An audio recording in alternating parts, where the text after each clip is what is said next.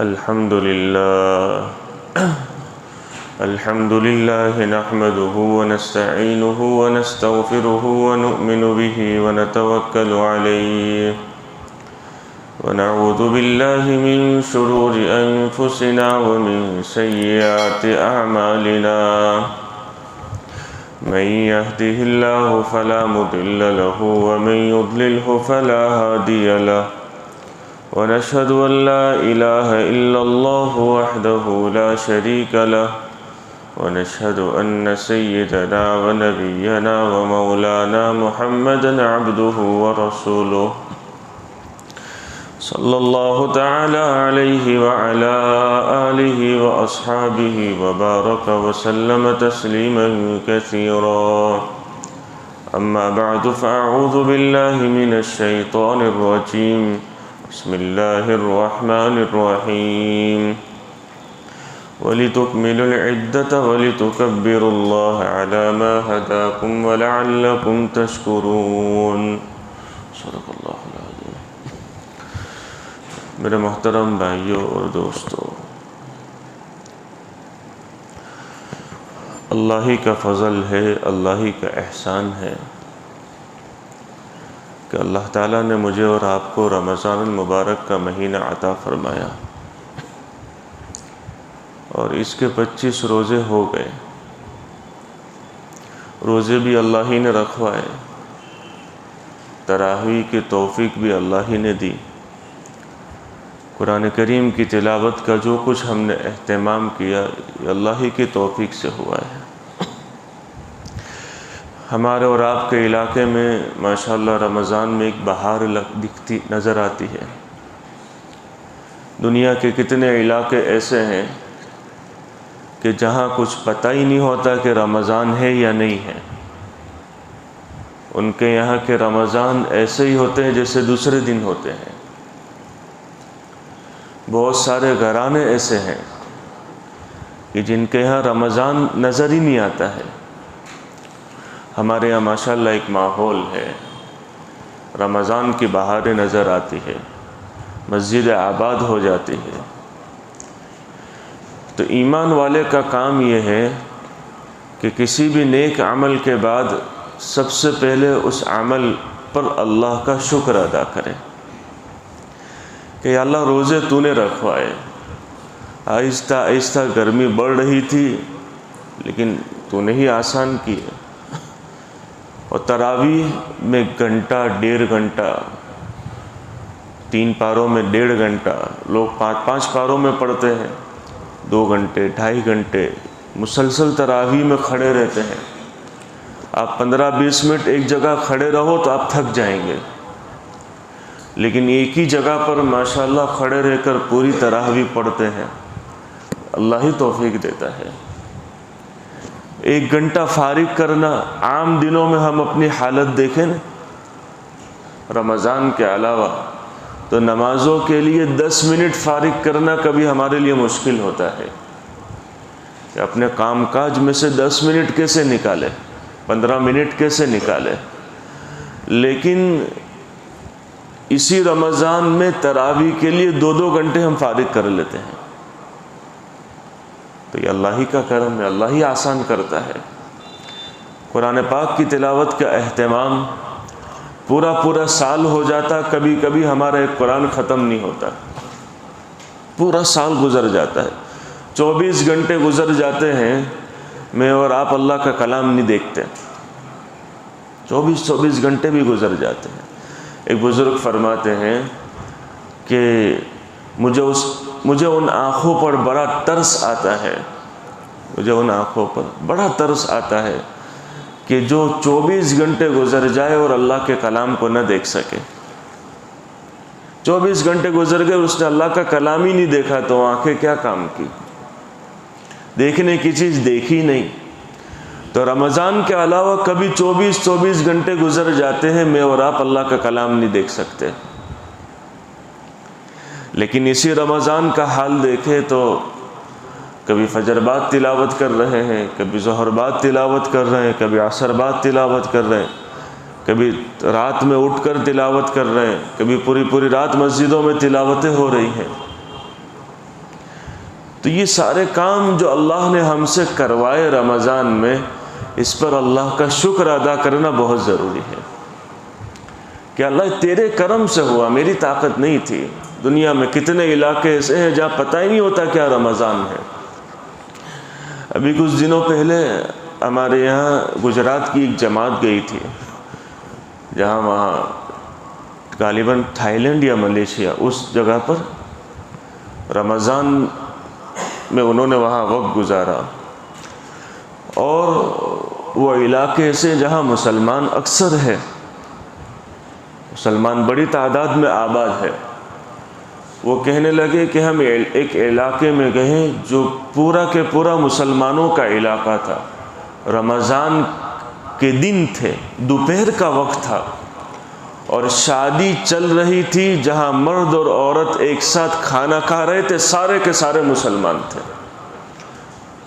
جماعت والے کہنے لگے کہ یہ منظر دیکھ کر ہماری چیخیں نکل گئی، اور ہم نے اللہ کا شکر ادا کیا، اللہ جب رمضان آتا ہے تو ہمارے یہاں کیسی بہاریں لگ جاتی ہیں، پتہ چلتا ہے رمضان ہے۔ یہ علاقے والے دین سے کتنے دور ہیں، ان کے لیے رمضان غیر رمضان سب برابر ہے، ان کے پتہ ہی نہیں ہوتا کیا رمضان۔ تو اللہ نے روزے رکھوائے، اللہ ہی کا کرم۔ آدمی کام کاج کے ساتھ ساتھ روزے رکھ لیتا ہے، کیا امیر کیا غریب، کیا تندرست کیا بیمار۔ ہمارے یہاں بھی کتنے جگہ اور کتنے لوگ ابھی بھی یوں سمجھتے ہیں کہ جیسے زکوٰۃ مالداروں پر ہے، ایسے ہی روزہ بھی مالداروں پر ہی فرض ہے۔ جیسے حج مالداروں پر ہے، وہ سمجھتے ہیں کہ روزہ بھی تو مالدار ہی رکھیں گے، ہم تو پورا دن کام کرتے ہیں، ہم کیسے روزہ رکھیں، ہمارے پاس فرصت نہیں ہے، نہ ہم رکھ سکتے ہیں۔ لیکن اللہ ہی جانتا ہے، ماشاءاللہ ہم کام کاج کے ساتھ ساتھ روزہ بھی رکھ لیتے ہیں، تراویح بھی پڑھ لیتے ہیں۔ تو یہ جو اللہ نے ہم سے ٹوٹے پھوٹے کام کروائے نا اس رمضان میں، اس پر اللہ کا شکر ادا کرے کہ اللہ تو نے ہی کروایا۔ اور جب بندہ شکر ادا کرتا ہے تو دو فائدے ملتے ہیں۔ ایک تو یہ ہے کہ اللہ اس عمل کو قبول کر لیتا ہے کہ اس بندے نے اس کام کو میری طرف منسوخ کر لیا، اپنا ذاتی کمال نہیں سمجھا کہ تو میری اپنی طاقت سے ہوا۔ رمضان میں لوگوں کو میں نے افطار کرایا، میری اپنی طاقت سے ہوا۔ رمضان میں میں نے لوگوں پر مال خرچ کیا، میرا اپنا کمال ہے نہیں۔ جب اس چیز کو اللہ کی طرف منسوخ کر لیتا ہے اور اللہ دیکھتا ہے میرے بندے نے اس کو اپنی ذاتی کمال نہیں سمجھا، یوں سمجھا یہ تو اللہ کی توفیق سے ہوا، تو پھر اللہ اس کو قبول کر لیتا ہے۔ اور دوسرا، اللہ اس نعمتوں میں اضافہ کرتا ہے کہ اس بندے نے جب میری اس نعمت پر شکر ادا کیا ہے تو میں اس کی اس نعمت کو بڑھاؤں گا، اس نعمت میں حقیقت پیدا کر دوں گا، اور اس نعمت کا اس کو دنیا اور آخرت میں اجر و ثواب عطا کروں گا۔ ہاں، تو پہلے ان ساری چیزوں پر اللہ کا شکر ہے۔ یہ رمضان جو تیزی سے گزر رہا ہے، یہ 2-4-5 دن اور تیزی سے فٹافٹ گزر جائیں گے، تو ڈھلان ہے، تو چڑھنے میں تھوڑا دیر لگتا ہے، پھر وہ آدمی سیدھا چلتا ہے، تو پھر وہ تھوڑا بیلنس ہو جاتا ہے، پھر اور نیچے جاتا ہے تو پھٹافٹ نکل جاتا ہے۔ جیسے ابھی رمضان شروع ہوا تو 1-2 روزے ہوئے تو میں نے اور آپ کے دل و دماغ میں ہوا چلو رمضان شروع ہوا ہے، چلو اب سیٹ ہو رہا ہے۔ ابھی دل و دماغ اس بات پر تیار ہو کہ رمضان سیٹ ہو گیا ہمارا، تو وہ تو 10-15 روزے تو یوں چلے گئے۔ ابھی تو دیکھ رہے کہ سیٹ ہوا تو 10 روزے نکل گئے۔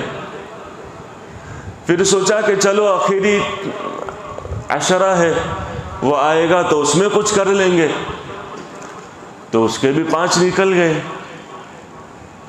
تو یہ تو دن تو کہاں صبح ہوتی ہے، کہاں شام ہوتی ہے، کہاں راتیں ہو جاتی ہے، وہ تو پتہ ہی نہیں چلتا ہے کتنی تیزی سے وقت گزر رہا ہے۔ تو ایسے ہی زندگیوں میں کئی سال رمضان آئے، کئی سال رمضان چلے گئے۔ تو جو کچھ اللہ نے کروایا ہم سے، اس پر اللہ کا شکر ادا کرے۔ دوسرا، ایمان والے کا کام یہ ہوتا ہے کہ جب وہ کوئی عمل سے فارغ ہو جاتا ہے تو اللہ سے اس پر استغفار کرتا ہے، یا اللہ تو جانتا ہے میرے روزے کیسے ہیں، میں نے روزے میں بھی اپنی نظروں کی حفاظت نہیں کی، میں نے روزے میں بھی بد نظریاں کی ہے، روزے میں بھی میں نے جھوٹ بولا ہے، روزے میں بھی میں نے گالیاں دی ہیں، روزے میں بھی میں نے اپنا وقت غفلتوں میں گزارا ہے۔ تو جانتا ہے میرے روزے کیسے ہیں، بس اس پر استغفار ہے۔ عمل ہوا، عمل کے ختم پر اللہ سے معافی تلافی۔ وَبِالْأَسْحَارِ هُمْ يَسْتَغْفِرُونَ کہ یہ نیک بندوں کی صفت اللہ نے قرآن کریم میں بیان فرمائی کہ پتہ ہے نیک لوگ کون ہیں؟ نیک لوگ وہ ہیں کہ راتوں میں اٹھ کر جب وہ اللہ کے سامنے راز و نیاز کرتے ہیں تو اپنے عمل کے اختتام پر اللہ سے معافی تلافی کرتے ہیں۔ حالانکہ عبادتوں میں وقت گزارا ہے، نمازوں میں وقت گزارا ہے، لیکن پھر بھی اللہ سے استغفار کر رہے ہیں، معافی تلافی کر رہے ہیں۔ جیسا کرنا چاہیے تھا ایسا ہو نہیں سکا۔ نبی کریم صلی اللہ علیہ وسلم نے کہہ دیا ما عبدناک حق عبادتک، جیسا تیری عبادت کا حق ہے ہم سے ادا نہیں ہو سکا۔ تو اس پر اللہ سے استغفار۔ نبی کریم صلی اللہ علیہ وسلم نے ابوبکر صدیق رضی اللہ عنہ کو نماز کے ختم پر دعا سکھلائی، دعائے معصورہ، اللہم انی ظلمت نفسی ظلما کثیرا فاغفر لی، یا اللہ مجھے معاف فرما دے۔ بھائی نماز کوئی گناہ کا کام کیا ہے، سراسر نیکی ہے، عبادت ہے، لیکن پھر بھی اس کے ختم پر کہا گیا کہ اب استغفار کرو، اللہ سے معافی تلافی کرو، اس لیے کہ جو اس کا حق ہے وہ تم سے ادا نہیں ہو سکا، اس لیے استغفار ہے کہ اب اللہ سے معافی تلافی کرو۔ جو تم سے روزے میں کوتاہیاں ہوئی ہے اس پر اللہ سے معافی تلافی، جو قرآن کریم کی تلاوت میں تم سے کوتاہیاں ہوئیں اب اللہ سے اس پر استغفار کرو، جو تراویح میں تم سے کوتاہیاں ہوئی، جو پڑھنے میں، پڑھانے میں، سننے میں، سنانے میں جو تم سے کوتاہیاں ہوئی اس پر اللہ سے استغفار کرو۔ یہ ہم کو حکم دیا گیا ہے فَسَبِّحْ بِحَمْدِ رَبِّكَ وَاسْتَغْفِرْ کہ کسی بھی عمل کے بعد اللہ کا شکر ادا کرے اور اللہ سے استغفار کرے۔ ہاں یہ اللہ کو بہت پسند ہے کہ جب بندہ کسی عمل کے اختتام پر اللہ کا شکر ادا کرتا ہے اور اس عمل کی کوتاہیوں پر اللہ سے معافی تلافی کرتا ہے، یہ اللہ کو بہت پسند ہے۔ اللہ کہہ رہا اِنَّهُ كَانَ تَوَّابًا کہ اس عمل کی وجہ سے اللہ تمہارے اس عمل کو قبول کر لیتا ہے۔ تو جو کچھ ہوا ہے اس پر شکر ادا کرنا اور اللہ سے استغفار کرنا۔ تیسری میرے محترم عزیز اور دوستو سب سے اہم بات یہ ہے کہ رمضان میں جن جن کاموں کی میں نے اور آپ نے پابندی کی ہے اس پر اللہ سے استقامت مانگنا، یہ سب سے بڑی بات ہے۔ حج کرنے والا حج کر کے واپس آ گیا، اس کے حج کی قبولیت کی علامت یہ ہے کہ حج کے بعد کی زندگی بدل گئی، یہ اس کے حج کے اللہ کے یہاں قبول ہونے کی علامت ہے۔ ورنہ جانے والے جاتے ہیں ایسے ہی واپس آ جاتے ہیں۔ ہدایت کا مرکز ہے وہ محبت وحی ہے، وہاں سے ساری دنیا میں ہدایت پھیلی ہے، اور وہیں سے ہدایت لے کر نہ آئے تو کیا حج کیا انہوں نے۔ ایسے ہی رمضان اس لیے ہے کہ زندگیوں میں تقوی پیدا ہو، اور رمضان کی وجہ سے میرے اور آپ کی زندگی میں تقوی ہی نہیں آیا، اللہ کا خوف ہی پیدا نہیں ہوا، ڈر ہی پیدا نہیں ہوا، تو وہ میرے اور آپ کو رمضان کا ثواب تو مل گیا، مقصد حاصل نہیں ہوا۔ اللہ کے یہاں میرا اور آپ کا رمضان قبول ہو جاوے، اس کی علامت یہ ہے کہ رمضان کے بعد کی زندگی میری اور آپ کی ایسی ہو جیسے رمضان میں تھی۔ رمضان میں نے اور آپ نے مسجدوں کو آباد کیا، دوڑے ہوئے اپنے کام کو چھوڑ کر مسجدوں کی طرف آ گئے۔ رمضان کے بعد کی زندگی میں اس کو چھوڑ نہیں دینا ہے، رمضانی مسلمان نہیں بننا کہ کون ہے تو یہ رمضانی مسلمان ہے، جیسے رمضان آیا انہوں نے مسجدوں کو آباد کرنا شروع کر دیا، رمضان ختم یہ کون مسجد کون، یہ کون اللہ کون، یہ کون قرآن کون، سب چھوڑ دیا۔ یہ بڑی محرومی ہے، یہ اللہ کے یہاں قبولیت کی علامت نہیں ہے۔ اللہ کے یہاں بندے کے رمضان کے قبول ہونے کی نشانی یہ ہے کہ بندے نے جس عمل کو رمضان میں پکڑ لیا بس اب اس کو کبھی چھوڑے گا نہیں۔ مسجد میں آنے کو اس نے پکڑ لیا اب نہیں چھوڑے گا، اس نے قرآن پاک کی تلاوت کا اہتمام کر لیا اب نہیں چھوڑے گا۔ ورنہ اللہ معاف فرمائے پورا سال ہمارا گزر جاتا ہے ہمارا ایک قرآن ختم نہیں ہوتا ہے، پورا سال گزر گیا ہے، ایک قرآن ختم نہیں ہو رہا ہے۔ وہی جمعہ مسجدوں میں آنے کے عادی ہو جاتے ہیں، ٹھیک ہے نماز اپنی جگہ پر پڑھ بھی لیتے ہیں، وہی فجر کی نماز پھر ہماری قضا ہونی شروع ہو جاتی ہے۔ آپ دیکھتے ہیں نا کہ عید کے دوسرے تیسرے دن ہی نمازی غائب ہو جاتے ہیں مسجدوں سے، وہ کہاں چلے گئے؟ جو رمضان میں آ رہے تھے مسجدوں میں وہ کوئی فرشتے تو نہیں تھے، وہ کوئی انسانی شکل میں جنات تو نہیں تھے کہ جنات رمضان میں اتر آتے ہیں یا فرشتے اتر آتے ہیں، وہ انہی علاقے والے ہوتے ہیں جو اپنے گھروں سے چل کر مسجدوں کو آباد کرتے ہیں، اور رمضان ختم ہو گیا تو اپنے آپ کو مسجد سے دور کر دیا۔ یہ کون سا طریقہ ہے کہ میں اور آپ یوں سمجھے کہ بس یہ ایک مہینہ میں مسلمان ہوں، ایک مہینے کا میں نمازی ہوں، ایک مہینے کا میں اللہ کے قرآن کو پڑھنے والا ہوں، باقی رمضان گیا تو سب ختم، کیا اللہ کیا رسول کیا دین کیا آخرت؟ نہیں، رمضانی مسلمان نہ بنے، پکے مسلمان بنے، پورے مسلمان بنے۔ یا ایھا الذین آمنوا ادخلوا فی السلم کافہ، اے ایمان والو اسلام میں پورے کے پورے داخل ہو جاؤ، مہینے 2 مہینے کے لیے نہیں، 2 4 8 دن کے لیے نہیں، جب تک زندگی ہے بس اپنے آپ کو مسلمان بنا کے رکھو، جب تک اللہ نے زندگی دی اپنے آپ کو مسجد میں آنے جانے والا بنا کے رکھو، صرف رمضان کے لیے نہیں ہے۔ یہ بہت بری بات ہے کہ رمضان آیا، میں نے اور آپ نے نیت کر لی اب مسجدوں کو آباد رکھیں گے، اور رمضان ختم ہونے کی دیر ہے کہ بس اب ہم چھوڑ دیں گے۔ نیت میں ہی جب کھوٹ ہے تو اللہ آسانیاں کیسے کرے گا؟ جب نیت ہی میں ارادے ہی ایسے ہیں کہ بس یہ تو ہم نے رمضان تک ہی کرنا ہے پھر کچھ نہیں، تو پھر اللہ آسانیاں بھی، جب بندہ ارادہ کرتا ہے، جیسے رمضان میں میں نے اور آپ نے ارادہ کیا، اللہ نے مسجدوں میں پہنچا دیا۔ رمضان میں نے اور آپ نے ارادہ کیا، اللہ نے قرآن پاک کی تلاوت کی توفیق دے دی۔ ارادہ کرتا ہے اللہ آسان کرتا ہے، جو ارادہ ہی نہیں کرے، اس کے دل میں کوئی ٹھوس ارادہ ہی نہ ہو، تو اللہ کہہ رہا ہے انلزمکموھا وانتم لھا کارہون، تم دین کو ناپسند سمجھو اور ہم تم کو اس کو زبردستی چمٹا دیں، ایسا نہیں ہو سکتا۔ تالی 2 ہاتھ سے بجتی ہے، مجھے اور آپ کو کچھ ارادہ کرنا پڑے گا۔ رمضان میں نے اور آپ نے ارادہ کیا، اللہ نے آسان کیا، سارے کام کے ساتھ ساتھ اللہ ہی نے سارے کام کو آسان کیا ہے۔ انہی کام دھندے کی مشغولی میں اللہ نے 14-15 گھنٹے کے روزے رکھوائے، اسی کام دھندے کی مشغولی میں اللہ نے قرآن پاک کی تلاوت کی توفیق دی، اسی کام دھندے کی مشغولی میں اللہ نے تراویح پڑھوائی،